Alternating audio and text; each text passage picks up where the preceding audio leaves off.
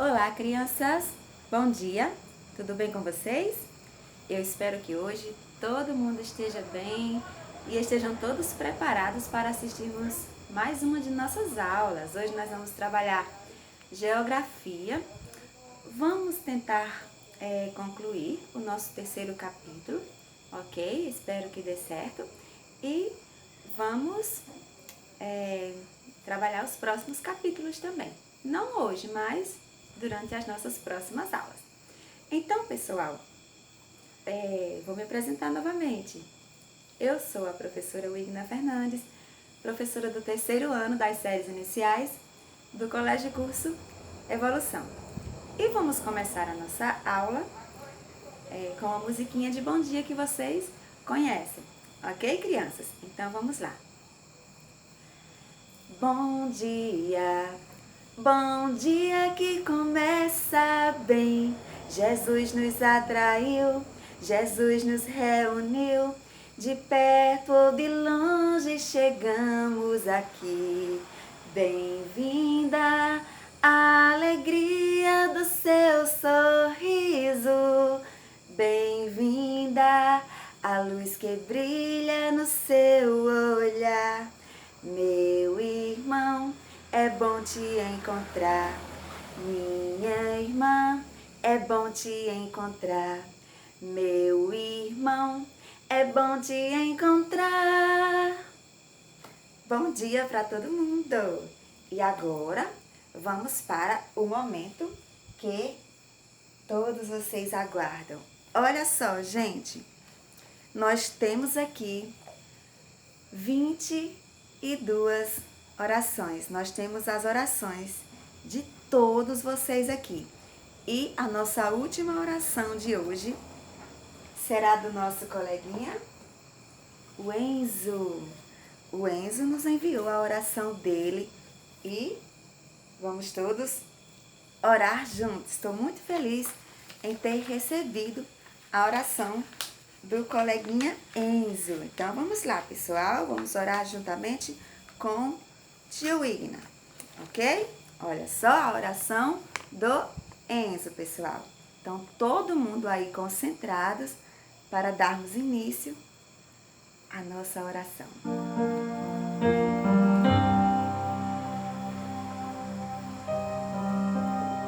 Papai do céu, peço muita saúde para minha família e para os meus amiguinhos. Amém. Enzo Costa. Olha só, pessoal. O Enzo pedindo saúde para todos nós. Isso é ótimo, isso é maravilhoso. Todos nós estamos precisando de saúde. Todos nós estamos precisando realmente de orações. E como nós finalizamos esse momento tão especial, eu quero agradecer a Deus em nome das seguintes crianças: Amila Iná,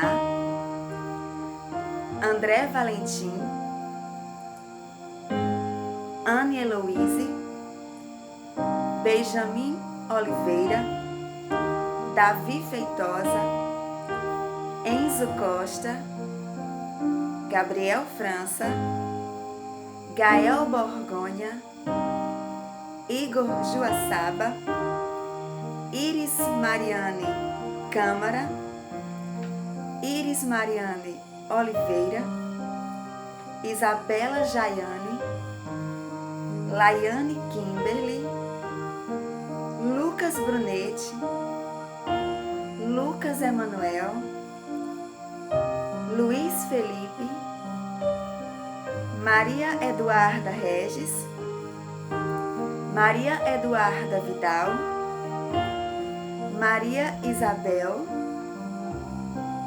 Pedro Alex, Pedro Heitor e Samile.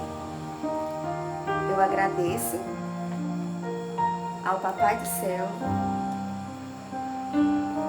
ao Pai Celestial, em nome da oração de todos vocês. Vocês são muito especiais para mim.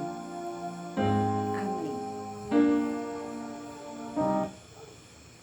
esse foi o final do nosso momento de oração.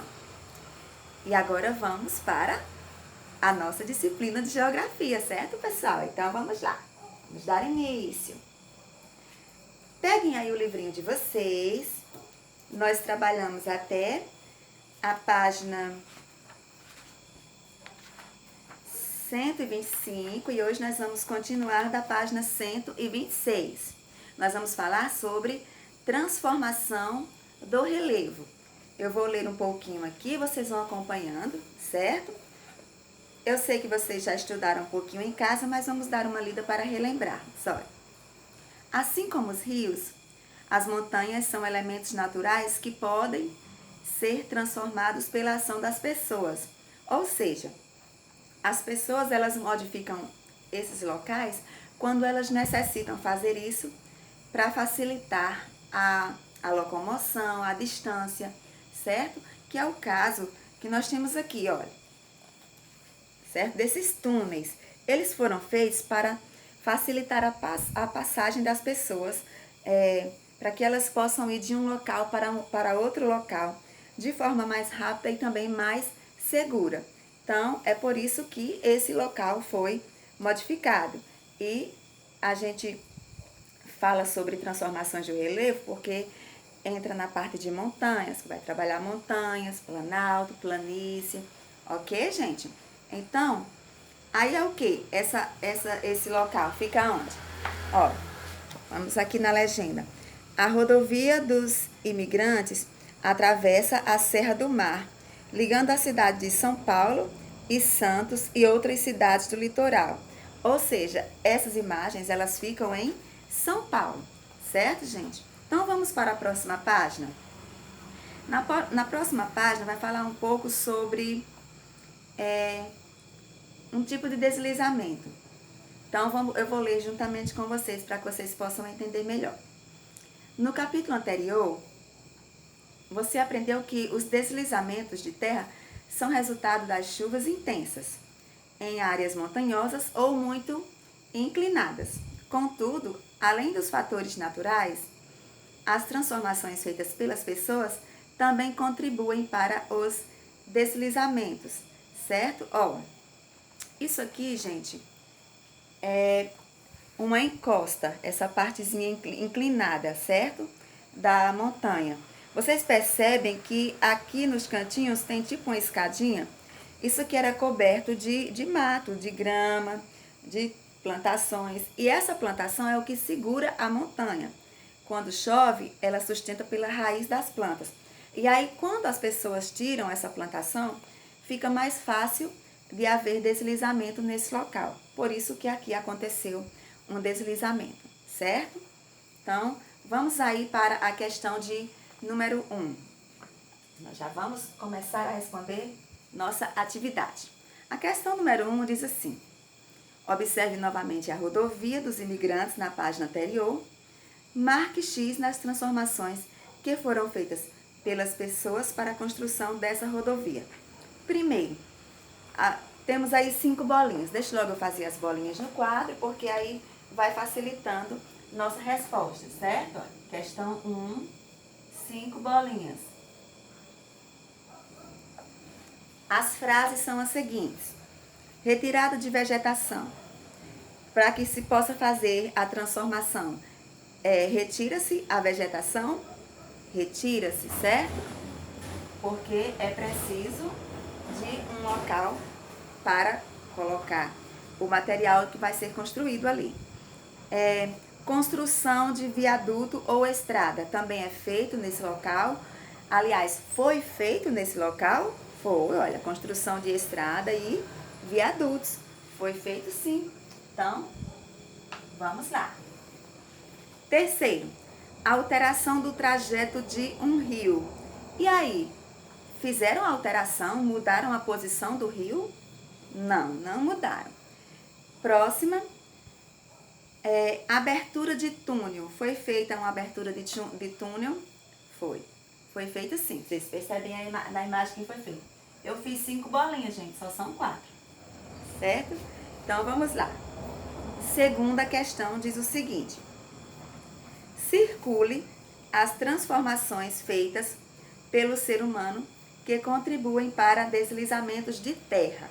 Olha, nós temos aí retirada de vegetação, chuva intensa, terreno montanhoso e corte de morro. Eu quero saber quais são o tipo de transformação que é feita pelas pessoas, pelo homem. A retirada da vegetação, ela é feita pelo ser humano? Essa daí é. Aí vocês marcam. A chuva intensa, aliás, vocês circulam. A chuva intensa é causada pelo ser humano ou pela natureza? Pela natureza, então não circulem essa resposta. Terreno montanhoso, quando ele desliza, quando tem terremoto, é por causa do ser humano ou da natureza? Da natureza, então não circula. E corte de morro é causado pelo ser humano, que foi o que eu expliquei aqui nas encostas. Então foi ele quem fez o corte, foi ele quem causou o deslizamento. Então vocês vão marcar retirada da vegetação e corte do morro. Podem circular essas duas respostas, ok? E aí nós vamos para a próxima questão. A próxima questão diz o seguinte: as transformações que você não circulou contribuem para os deslizamentos? Por quê? Contribuem ou não contribuem? O que é que eu expliquei agora? Contribuem. E por que que elas contribuem? Porque são transformações que estão associadas à ação da natureza, certo? Então, vamos aí colocar essa resposta. Todo mundo comigo? No marcador, gente, ó. Vou fazer um marcadorzinho aqui. Então, a gente coloca sim,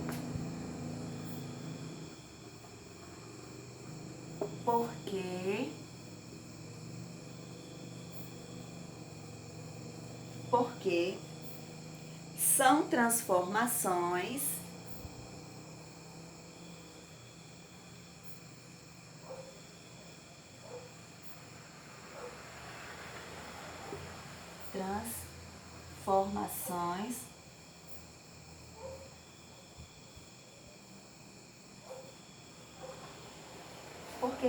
deixa eu ajeitar esse cedido aqui.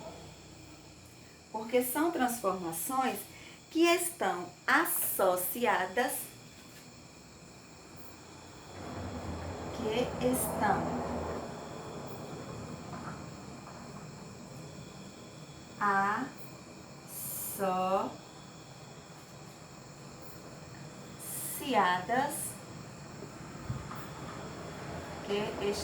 associadas à ação da natureza. Então, vamos concluir a nossa questão. A ação da natureza. Pronto, concluímos a nossa última questão da página 127. Enquanto vocês fazem, eu passo para a página seguinte. Na página seguinte, nós vamos falar sobre as diferentes formas de transformar a paisagem. E aí eu vou ler um pouquinho aqui mesmo, enquanto vocês copiam, certo? Daqui a pouco eu passo para o centro do vídeo.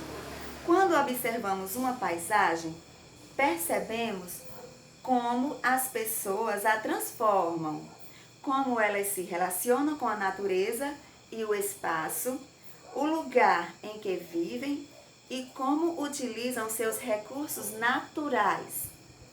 Isso ocorre tanto na cidade quanto no campo.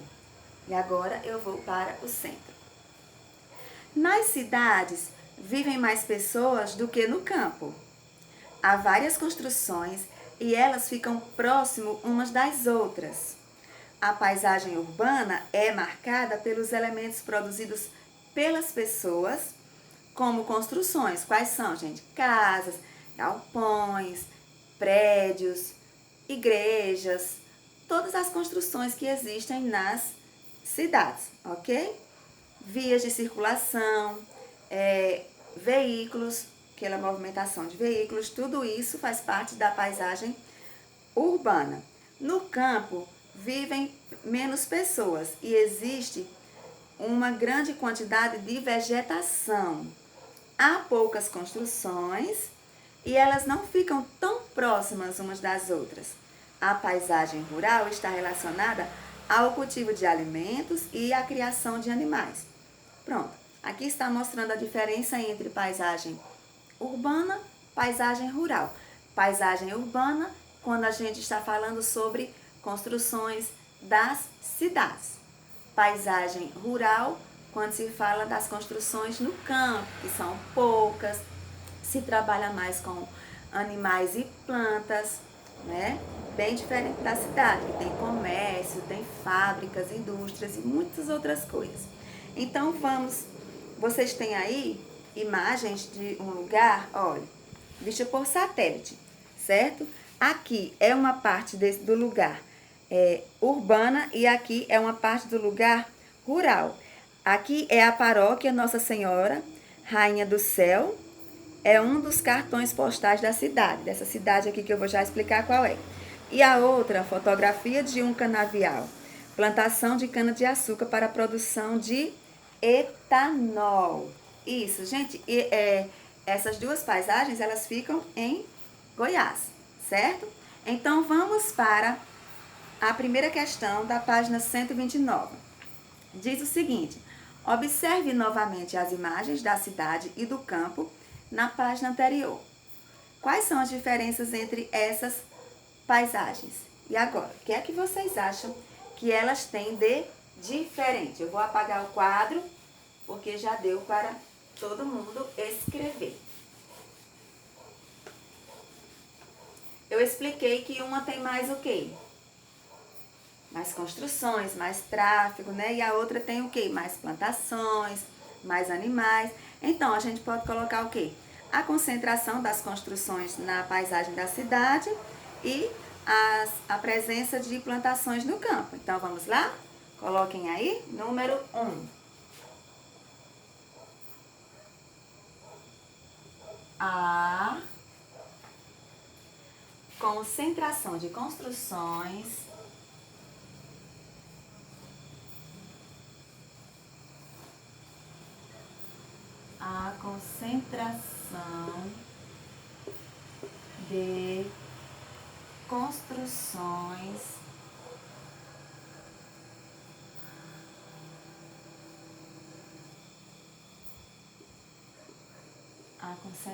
de construções na paisagem da cidade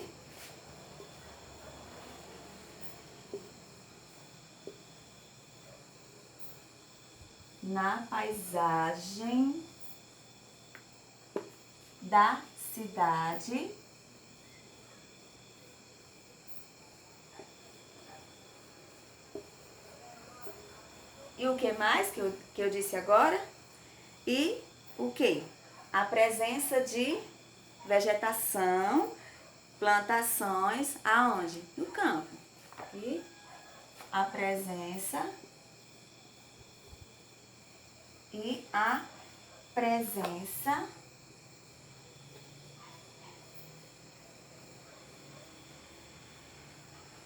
de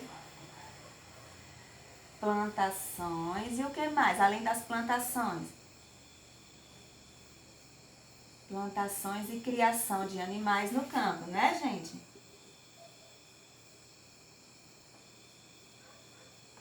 E criação de animais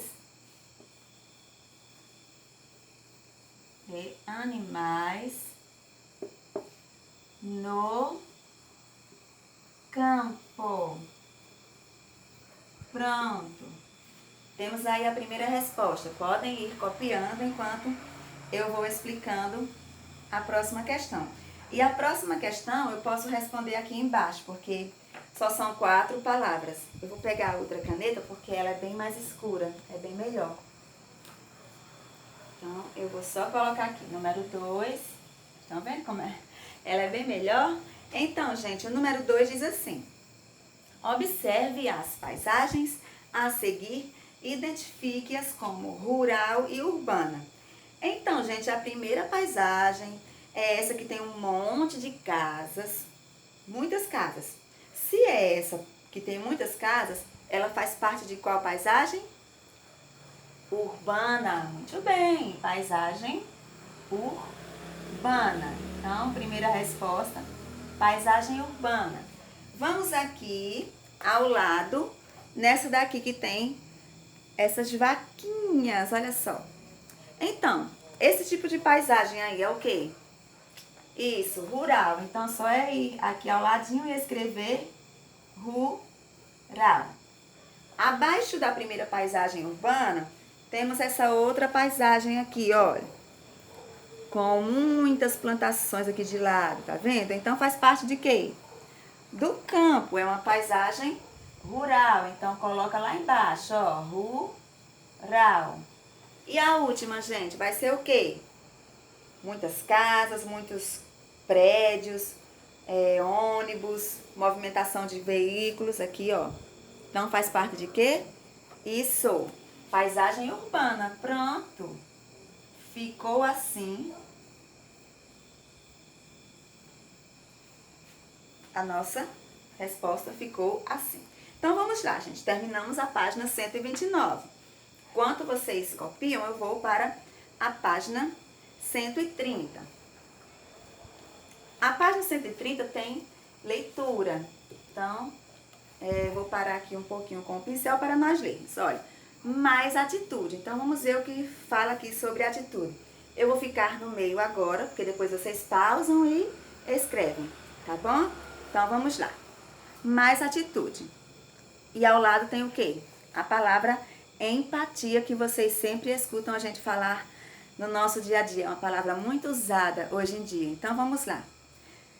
As pessoas podem realizar transformações positivas na paisagem para atender às suas necessidades. Contudo, algumas transformações podem gerar consequências negativas para o meio ambiente e para as próprias pessoas, inclusive essas que fazem essas transformações. Em Minas Gerais, existe uma cidade chamada Brumadinho. Todo mundo já ouviu falar nessa cidade. Lá, uma atividade econômica importante é a mineração, isto é, a retirada de minérios do solo como ferro.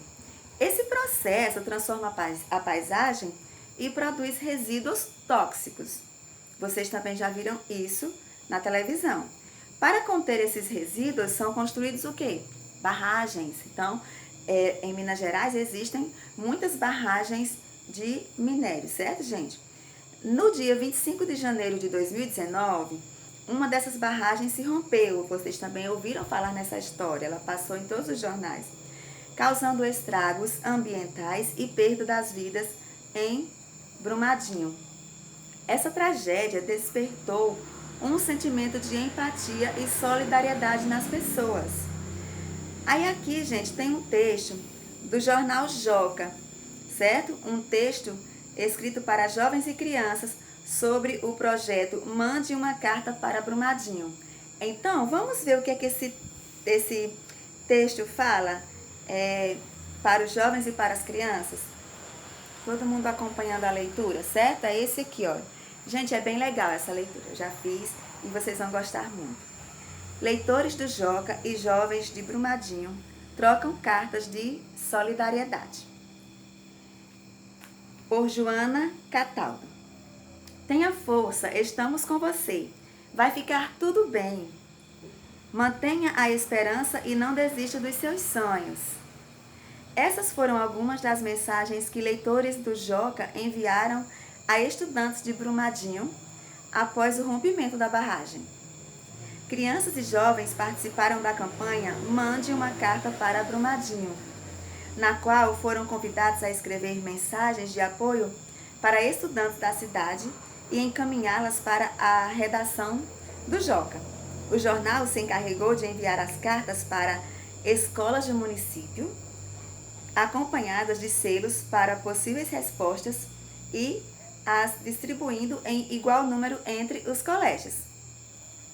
Foram recebidas mais de 2.200 cartas, mensagens, vindas de regiões e realidades diferentes do Brasil e até de jovens que moram no exterior.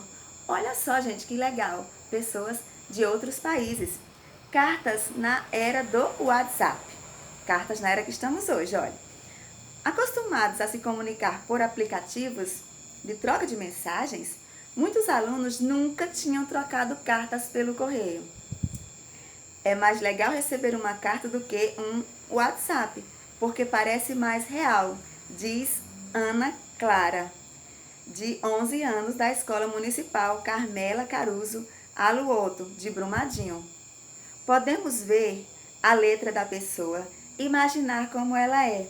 Além disso, ficamos ansiosos para receber a resposta. Olha só, gente, que legal. Então, realmente, receber uma carta é uma coisa muito especial, sabia? Antigamente eu recebia cartas dos meus amigos, das minhas primas, dos meus colegas. Muitas pessoas, a gente sempre se comunicava através de cartas. E é uma experiência maravilhosa, certo, pessoal? Mas aí, o que é que a gente vai fazer agora? Nós vamos ter que parar um pouquinho o nosso primeiro vídeo. Vocês vão descansar um pouco, copiar as páginas que não deram para copiar aqui. E aí, quando a gente voltar, a gente continua a nossa atividade. Tá bom, pessoal? Então, até daqui a pouquinho, até o nosso segundo vídeo. Vou ficar aguardando todo mundo.